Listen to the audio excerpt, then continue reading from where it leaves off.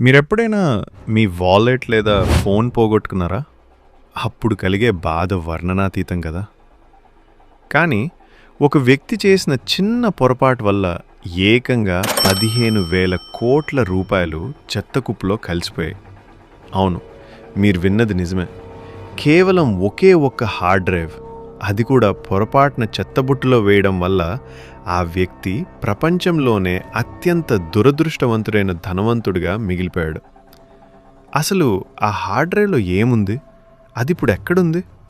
Let's dive in.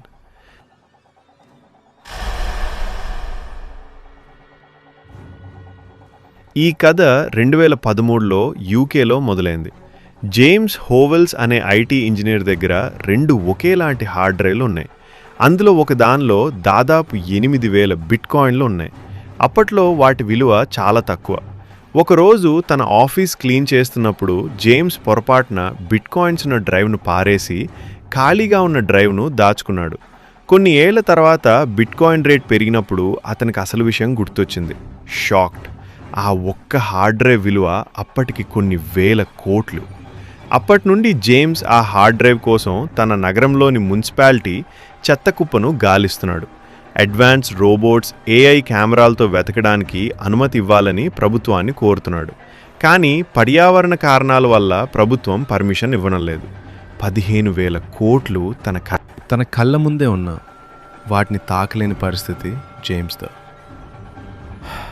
ఇది కేవలం డబ్బు పోగొట్టుకోవడం కాదు, ఒక జీవితకాలపు ఆశని కోల్పోవడం. ఒక చిన్న పొరపాటు జీవితాన్ని ఎంతలా మార్చేస్తుందో చూసారా?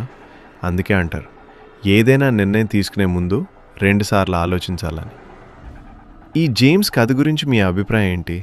అతను ఆ డబ్బును వెనక్కి తెచ్చుకోగలడా? కామెంట్ చేయండి.